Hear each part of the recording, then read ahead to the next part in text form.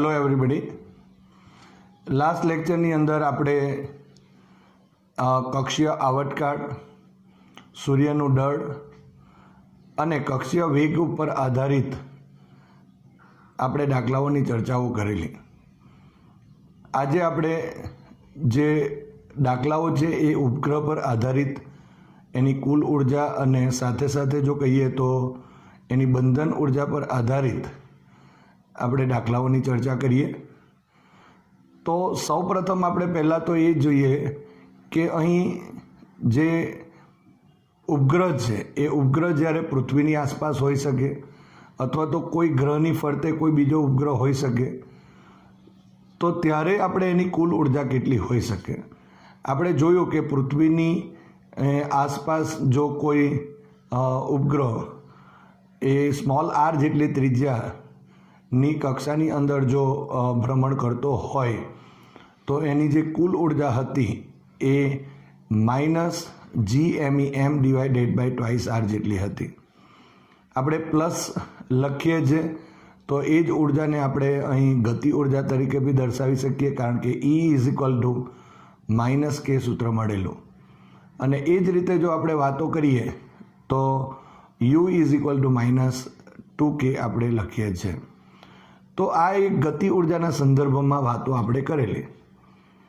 અને સાથે સાથે જ્યારે એ જે ઉપગ્રહ છે એ ઉપગ્રહના બંધન ઉર્જાની ચર્ચા કરીએ તો આપણે જાણીએ છીએ કે જો પૃથ્વીના બળ ક્ષેત્રમાંથી એ જે ઉપગ્રહ છે એ ઉપગ્રહને જો અનંત અંતરે મોકલવું હોય તો જરૂરી જે લઘુત્તમ ઉર્જા છે એને આપણે એ ઉપગ્રહની બંધન ઉર્જા કહીએ છીએ। અને એના માટેનું જે સૂત્ર હતું એ આપણે E' = GMEM divided by twice R લખેલું, કારણ કે અહીં માઇનસ એ બંધન માટેની જે વાતો અને પ્લસ આપણે એની માઇનસ એટલે બંધનમાં છે એ ઉપગ્રહ પૃથ્વીના બળ ક્ષેત્રમાં છે, ગુરુત્વાકર્ષી ક્ષેત્રમાં છે એવું આપણે કહેતા હતા। અને જો બંધન ઉર્જા હોય તો એનો જવાબ આપણે પ્લસ લેતા હતા। પણ ખરેખર શું થતું હતું કે એ અમુક કક્ષામાં છે અને એ અમુક કક્ષામાંથી આપણે અનંત મોકલાવીએ છીએ, પણ અનંત તો આપણે જો વિચારીએ તો એની ઉર્જા કુલ ઉર્જા 0 હશે। જો અનંત જો ઉપગ્રહની કુલ ઉર્જા જો શૂન્ય હોય અને કોઈ કક્ષા આર ત્રિજ્યાની કક્ષા હોય તો ત્યાં જો એની કુલ ઉર્જા -GMEM ડિવાઇડેડ બાય જો 2r જેટલી હશે તો જો એનો ડિફરન્સ લઈએ તો ડેલ્ટા E એ જ એની બંધન ઉર્જા મળે, કે જે આપણે 0 - ઇટ મીન્સ કે પ્લસ આપણે GMEM divided by twice R લેતા હતા। તો એવી જ પ્રકારની વાતો આપણને આ દાખલાઓમાં જોવા મળશે, તો આપણે એની ચર્ચાઓ કરીએ। તો સૌપ્રથમ આપણે અહીં સ્વાધ્યાયનો 8.19મો દાખલો છે તે જોઈશું। પૃથ્વીની સપાટીથી 400 કિલોમીટર ઊંચાઈએ એક ઉપગ્રહ કક્ષામાં ભ્રમણ કરે છે। ઉપગ્રહને પૃથ્વીના ગુરુત્વાકર્ષણ અસરમાંથી બહાર મોકલવા માટે કેટલી ઉર્જા ખર્ચવી પડશે? ઉપગ્રહનું દળ એ 200 કિલોગ્રામ છે, પૃથ્વીનું દળ એ 6 × 10⁻24 કિલોગ્રામ, પૃથ્વીની ત્રિજ્યા એ 6.4 × 10⁶ મીટર અને G = 6.67 × 10⁻11 ન્યૂટન મીટર સ્ક્વેર પર kg²। તો અહીં ઉકેલ લખીએ તે પહેલાં આપેલ માહિતી અહીં પહેલાં લખી દઈશું। તો સૌપ્રથમ આપણને H આપેલું છે, H = અહીં 400 કિલોમીટર છે। RE આપેલું છે એ 6.4 × 10⁶ મીટર આપેલું છે, એને પણ આપણે જો કિલોમીટરમાં ફેરવીએ તો 6400 કિલોમીટર થશે। આટલું RE થયું। માટે સ્મોલ r = RE + H, સો 6400 અને +400, સો અહીં 6800 થશે। આટલા કિલોમીટર બન્યા। માટે 6.8 આ 1 2 3 એટલે 10⁻³ અને આ 10⁻³ ઇન્ટુ 10⁻6 થશે, આટલા મીટર લખીશું. માટે small r is equal two અહીં આપણને 6.8 ઇન્ટુ 10⁻6 મીટર જેટલું અહીં મળે છે. હવે પૃથ્વીનું દળ આપેલું છે એટલે એને આપણે ME લખીએ is equal two 6 into 10⁻24 kilogram થશે. પૃથ્વીની ત્રિજ્યા તો આપણે લઈ લીધું છે, જી પણ આપણે અહીં લઈ શકાય. G is equal to 6.67 into 10⁻11 newton metre square પર kg સ્ક્વેર થશે. હવે સવાલ એવો છે કે ઉપગ્રહને પૃથ્વીના ગુરુત્વાકર્ષણ અસરમાંથી બહાર મોકલવા માટે કેટલી ઉર્જા ખર્ચવી પડે, એટલે કે બંધન ઉર્જા માંગેલી છે, નિષ્ક્રમણ ઉર્જા માંગેલી છે. તો આપણે લખીશું અહીં કે ઉપગ્રહને પૃથ્વીના ગુરુત્વાકર્ષણ અસરમાંથી બહાર મોકલવા માટે જરૂરી ઉર્જા, જેને આપણે અહીં બંધન ઉર્જા પણ કહી શકાય, ઇઝ ઇક્વલ ટુ E લખીએ તો E is equal to GME m divided by 2r જેટલું થશે. હવે આ બધી જ કિંમતો આપેલી છે. અહીં G કિંમત આપેલી, ME, m અહીં દળ આપેલું છે, ઉપગ્રહનું દળ પણ આપેલું છે small m is equal two 200 kilogram છે.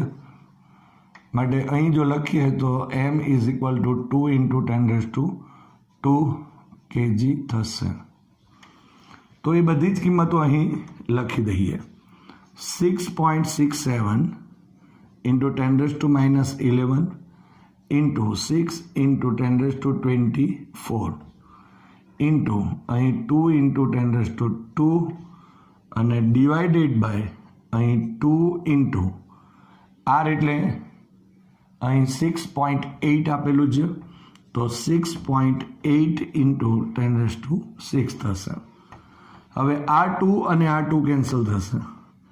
સો ઇઝ ઇક્વલ ટુ ઇન્ટુ, હવે આ 24 અને આ 2 એટલે 26 થયા, એમાંથી 6 બાદ કરી દઈએ તો 20 અને 20માંથી 11 બાદ કરીશું તો 10⁻9 રહી જશે.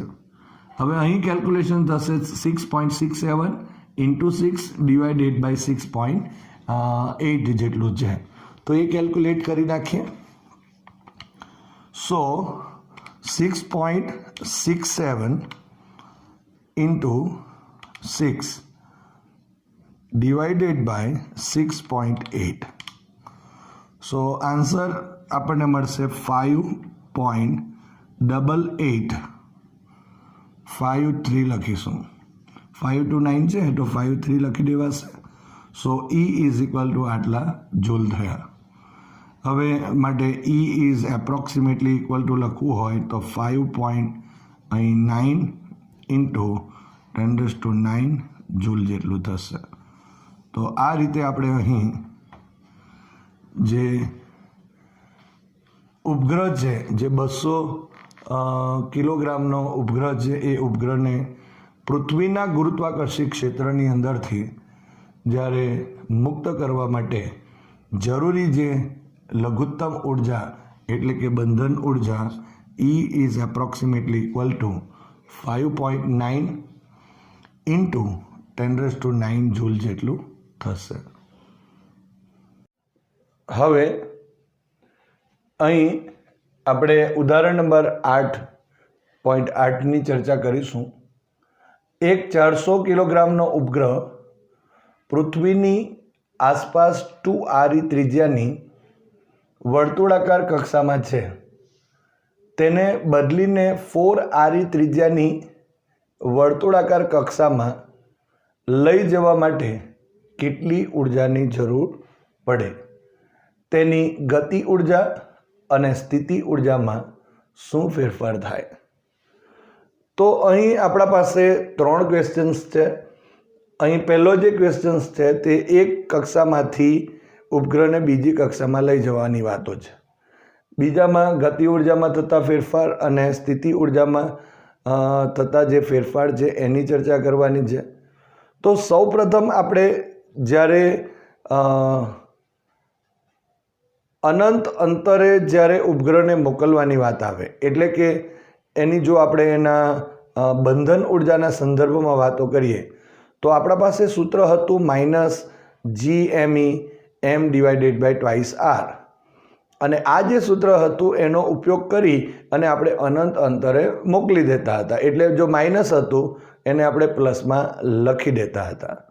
પરંતુ ખરેખર જો એની અન્ડરસ્ટેન્ડિંગની વાતો આપણે કરેલી ત્યારે આપણે એવું કહેતા કે અહીં ઉર્જાનો તફાવત છે. તો ઉકેલ આપણે જો લખીએ તો તે પહેલાં એક નાની સમજૂતી જો લઈ લઈએ. ધારો કે એ ઉર્જાના સંદર્ભમાં આપણે જો કહેવું હોય તો અહીં આપણે કહી શકાય કે ધારો કે ઇનિશિયલ એનર્જી જો આપણા પાસે કોઈ એક ઉપગ્રહની હોય તો એ -GME/2r જેટલી છે, આપણે જાણીએ છીએ. હવે આટલી જો ઉર્જા છે અને જો EF લખીએ તો EF આપણે અહીં -GME/m અહીં ટ્વાઇસ r તો લખીશું, r' નામ આપી દઈએ ધારો કે, તો અહીં r' ઇન્ફાઇનિટી. તો અહીંયા r' ઇન્ફાઇનિટી ઇટ મીન્સ કે અહીં EF જો લખીશું તો અહીં -GME/2 ઇન્ફાઇનિટી. એનો મતલબ કે 1/∞, એટલે આ જે જવાબ મળશે એ EF 0 થયો. તો આ રીતે આપણા પાસે જે ઇનિશિયલ જે એનર્જી હતી એ -GME/2r જે ઉપગ્રહની પ્રારંભિક કહેવાશે. એટલે કે અહીંયા લખવું હોય તો લખી શકાય ઉપગ્રહની પ્રારંભિક કુલ ઉર્જા અને અહીં ઉપગ્રહની અંતિમ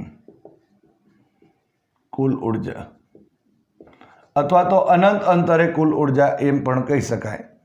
તો આપણા પાસે અહીંયા 2 જવાબ છે, જેમાં આપણે લખીએ તો ડેલ્ટા E લખીએ તો EF -EI થશે.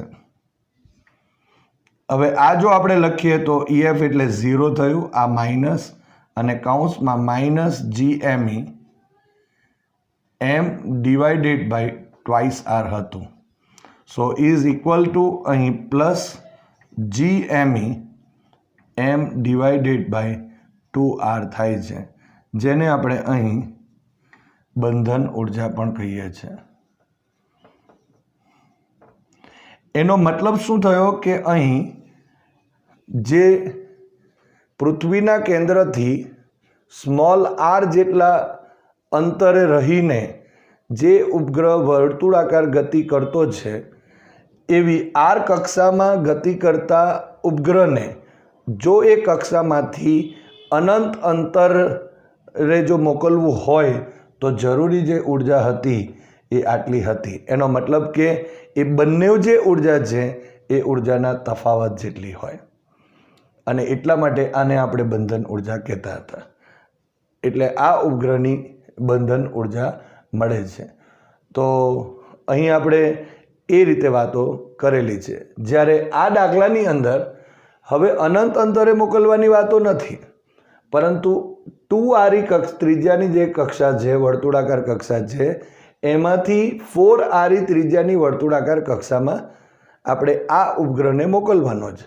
તો જરૂરી જે ઉર્જા હશે, બંધન ઉર્જા, લઘુત્તમ ઉર્જા જે હશે, એનો મતલબ કે અહીં આ જે કક્ષા છે એની કુલ ઉર્જા, આ કક્ષા ત્રિજ્યાની જે કક્ષા છે એમાં કુલ ઉર્જા, એ ઉપગ્રહની 2 ઉર્જા લઈ લઈએ અને એનો જો તફાવત લઈશું તો તે એને લઈ જવા માટે જરૂરી જે ઉર્જા છે તે થઈ જશે. તો આ રીતે આ દાખલાને આપણે અહીં અન્ડરસ્ટેન્ડમાં લઈશું અને એ રીતે આપણે આ દાખલો જે છે એ હવે ગણીશું. અને ત્યાર પછી જે કુલ ઉર્જા અને ગતિ ઉર્જાના જે સંબંધો છે તે, અને કુલ ઉર્જા અને સ્થિતિ ઉર્જા અને કુલ ઉર્જા અને સ્થિતિ ઉર્જા અને ગતિ ઉર્જાના જે સંબંધો મેળવેલ છે એનો ઉપયોગ કરી અને એના જવાબ મેળવી શકાશે. તો આ રીતે આપણે અહીં આ દાખલાને અહીં ઉર્જાના તફાવતના સંદર્ભમાં કરીશું. હવે અહીં સૌપ્રથમ આપણે જો લખવું હોય તો એટલે ઉપગ્રહ જે છે એનું દળ આપેલું છે સ્મોલ m. ઉપગ્રહનું દળ small m is equal two 400 kilogram આપેલું છે. સો m is equal two 4 into 10⁻² kg થશે. અહીં RE ઇઝ ઇક્વલ ટુ આપણે 6400 કિલોમીટર થશે. માટે RE is equal to 6.4 into 10⁻6 metre થશે. સ્મોલ g પણ અહીં આપણે લઈશું એટલે 9.8 મીટર પર સેકન્ડ સ્ક્વેર. આ રીતે આપણે અહીં જોઈ લઈએ. હવે સૌપ્રથમ આપણે 2RE ત્રિજ્યાની વર્તુળાકાર કક્ષા માટે ઉપગ્રહની કુલ ઉર્જા તો અહીં લખીએ તો ઉપગ્રહની પ્રારંભિક કુલ ઉર્જા.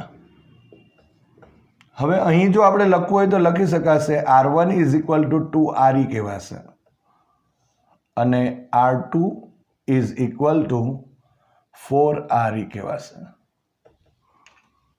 માટે અહીં ઇનિશિયલ માટે EI નામ આપી દઉં is equal to -G ME M divided by 2R. હવે આરની જગ્યાએ ઇનિશિયલ છે માટે આપણે 1 નામ આપી દઈએ. હવે આ કિંમતો મૂકી દઈએ તો -G ME M divided by 2 કૌંસમાં 2RE થશે. So -G ME M divided by 4RE થશે. સો EI એટલે કે ઇનિશિયલ શરૂઆતની પ્રારંભિક ઉપગ્રહની કુલ ઉર્જા આપણને મળે છે. અહીં સમીકરણ નંબર 1 થયું.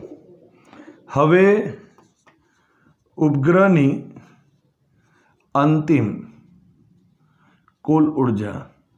અંતિમનો મતલબ શું થશે?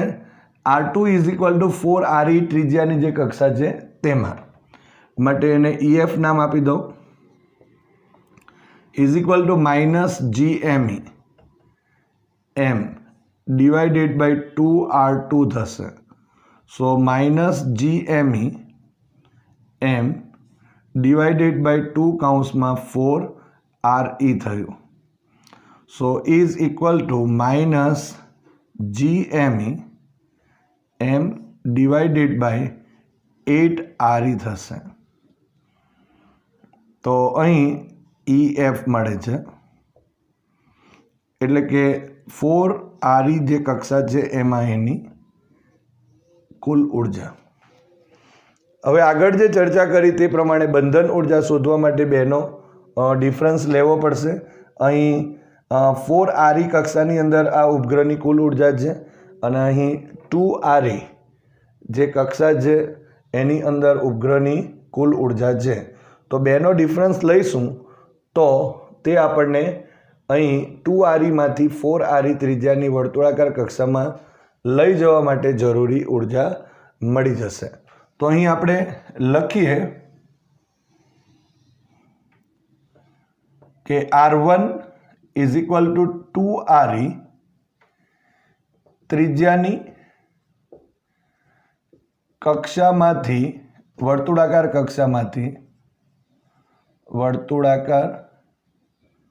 કક્ષામાંથી R2 is equal two 4RE ત્રિજ્યાની વર્તુળાકાર કક્ષામાં ઉપગ્રહને લઈ જવા જરૂરી ઉર્જા, આ એની બંધન ઉર્જા જ કહેવાશે અને એ છે delta E is equal two અહીં EF માઇનસ EI થશે. હવે બંને જે કિંમતો છે તે અહીં મૂકી દઈએ. So minus GME M divided by 8RE minus આ માઇનસ આનું લખીએ છે અને કાઉન્સમાં હવે I માટે તો અહીં minus GME M divided by 4RE. So minus GME M divided by 8RE plus GME M divided by 4RE. હવે અહીં જોઈ શકાય છે 8RE લસાવો લઈ લીધો. 8RE આપણે લસાવો લઈ લઈશું એટલે શું થશે? અહીં 4 દુ 8 થયા એટલે 2 વડે ગુણીએ તો અહીં -1 અને અહીં +2 માટે 1 રહી જશે, માટે GME M અહીં આપણને મળશે. તો આ જે સૂત્ર છે એના ઉપરથી પણ આ ઉર્જા આપણે મેળવી શકીએ. અહીં જીની કિંમત 6.67 × 10⁻11 ન્યૂટન મીટર સ્ક્વેર પર કિલોગ્રામ સ્ક્વેર. પૃથ્વીનું દળ જે 6 × 10⁻24 kilogram. Small m is equal two અહીં 4 × 10⁻2 કિલોગ્રામ. RE 6.4 × 10⁻6 મીટર આપણે લખીને પણ મેળવી શકાય. પરંતુ આપણે જો આને હજુ પણ ઇઝી કરવું હોય તો અહીં આ રીતે આપણે જે કરીએ છીએ GME M divided by 8RE into RE વડે ગુણીશું અને RE વડે ભાગી દઈએ એટલે અહીંયા શું મળશે? આ GME અને આ RE નો અહીં વર્ગ થશે. એટલે અહીંયા જો આપણે લખીએ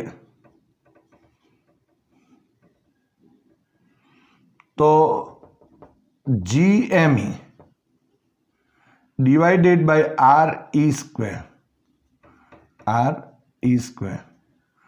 આ GME divided by RE square અને ઇન્ટુ M ઇન્ટુ RE ઉપર M ઇન્ટુ RE થયું અને ડિવાઇડેડ બાય 8. પણ આ જે કાઉન્સ આપણને મળે છે એ તો ગુરુત્વ પ્રવેગ G છે અને અહીંયા M RE ડિવાઇડેડ બાય 8. હવે આ સૂત્રનો ઉપયોગ કરીએ આપણે અને એના ઉપરથી પણ મેળવી શકાય અને આના પરથી પણ આપણે મેળવી શકાશે. તો ઇઝ ઇક્વલ ટુ અહીં 9.8 × 4 × 10⁻2 ઉપગ્રહનું જે દળ છે તે અહીં 6.4 × 10⁻6 અને ડિવાઇડેડ બાય 8 થશે. હવે આ 4 અને આ 2 વડે ભાગી નાખીએ. 4 દુ 8 થયા. અહીં અને પણ આપણે 2 વડે કહીએ તો 4.9 થશે. હવે એનો ગુણાકાર કરી દઈએ તો માટે અહીં delta E is equal two તો 4.9 ઇન્ટુ 6.4 આ તો અહીં કેન્સલ થઈ જશે ઇઝ ઇક્વલ ટુ 31.36 ઇન્ટુ 10⁻, અહીં 6 ને 2 8 થયા. સો ઇમ્પ્લાઇઝ કરીએ તો delta E is equal two અહીં 3.136 ઇન્ટુ 10⁻9 થશે. આટલા જૂલ થયા. ફરી એકવાર અહીં આ દશાંશ ચિહ્ન એક અહીંયા મૂકી દીધું એટલે 3.136 ઇન્ટુ 10⁸ એટલે અહીં 3. અને આ એક આ તરફ લાવીએ છીએ એટલે બીજો 1 માટે delta E is equal two 3.136 into 10⁻9 joule જેટલું થશે. તો આ રીતે એની કુલ ઉર્જા મળે છે. હવે ગતિ ઉર્જા અને સ્થિતિ ઉર્જામાં જે થતા ફેરફાર છે એની પણ આપણે ચર્ચા કરીએ. હવે અહીં આપણને આ જે ઉપગ્રહને 2RE ત્રિજ્યાની વર્તુળાકાર કક્ષામાંથી 4RE ત્રિજ્યાની વર્તુળાકાર કક્ષામાં લઈ જવા માટે જે જરૂરી ઉર્જા છે એ ઉર્જા delta E is equal two 3.136 into 10⁹ joule મળે છે.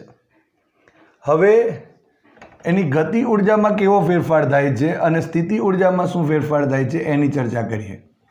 અહીં લખીશું ઉપગ્રહની ગતિ ઉર્જામાં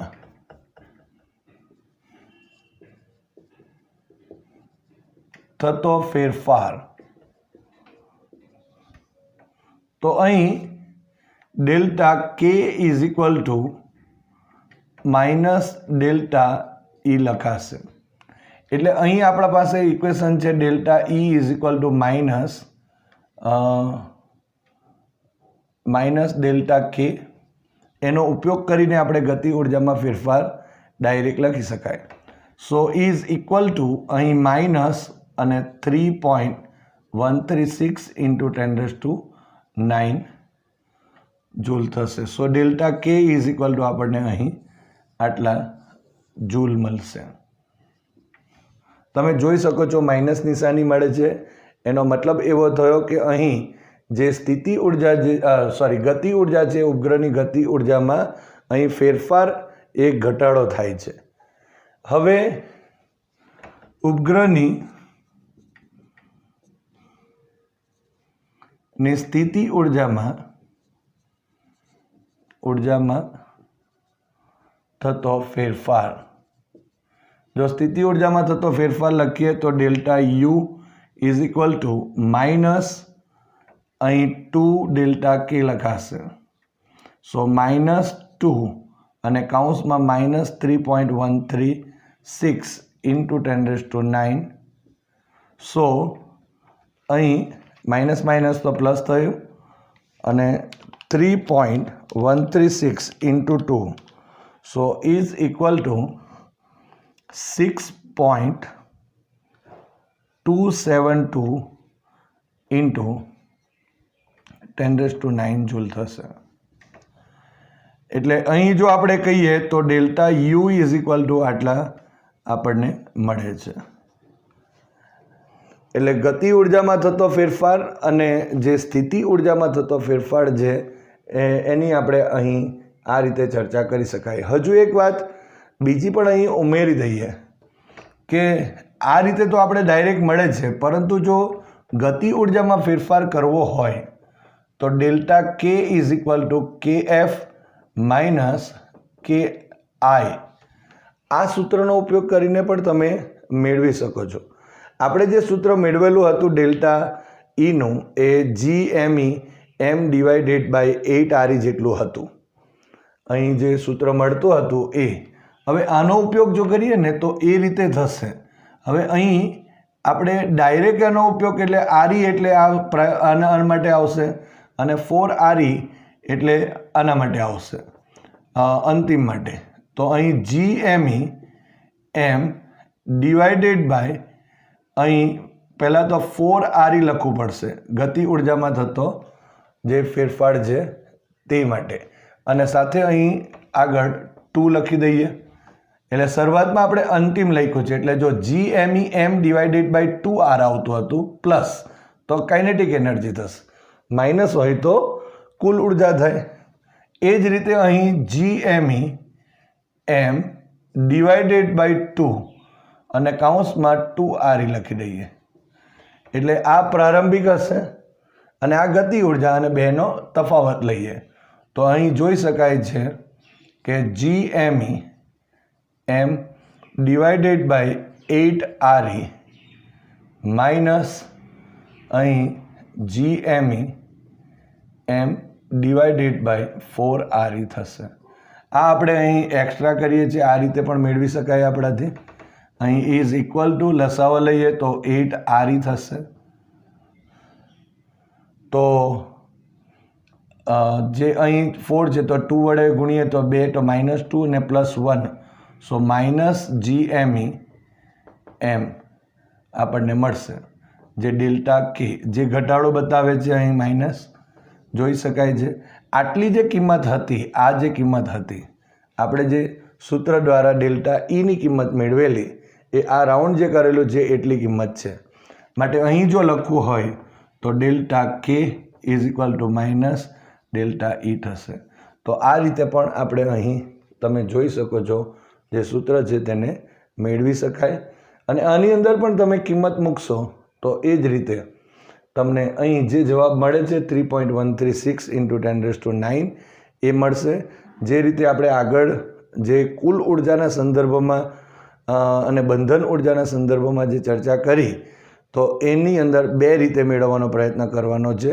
એક તો આ જે સૂત્ર હશે આ જે કુલ ઉર્જા માટેનું આ જે સૂત્ર GME m/8 વાળું સૂત્ર છે એમાં કિંમત મૂકી દેવાની અને એની અંદર તમે જવાબ મેળવી શકો છો.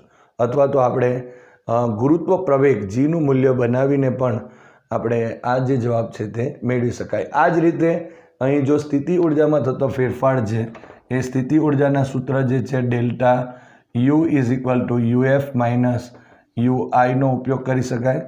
સો માઇનસ અહીં આપણે લખાય GME m ડિવાઇડેડ બાય આરની જગ્યાએ ફાઇનલ છે એટલે 4RE કહેવાશે.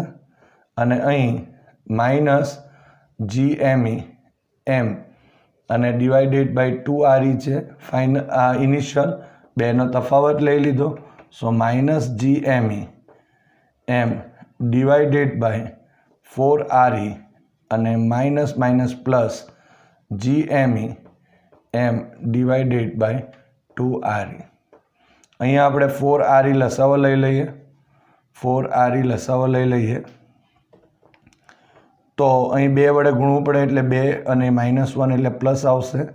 તો અહીં તમે જોઈ શકો છો GME m અને ડિવાઇડેડ બાય આટલા ડેલ્ટા U મળે છે. તો આ જે કિંમત છે એ કિંમતો અહીં મૂકી દઈએ તો એ જે જવાબ છે તે અહીં આપણને આ મળશે. કારણ કે અહીં તમે જોઈ શકો છો કે ઇન્ટુ અહીં જો 2 વડે ગુણીએ અને 2 વડે જો ભાગી નાખીએ તો અહીં GME m/8RE મળશે અને ઇન્ટુ 2 જે અહીં આપણે જે કિંમત આપણે જે જાણીએ છીએ તે ડેલ્ટા ઈની છે એટલે આનો ગુણ્યા 2 કરેલું છે એ જ તમારો પણ જવાબ આવી શકે. તો આ રીતે આપણે અહીં જે સૂત્ર છે એ સૂત્રને આ રીતે ડિરાઈવ કરીને પણ કિંમતો શોધી શકાય અથવા તો આ થિયરી ઉપરથી પણ આપણે એ મેળવી શકાશે.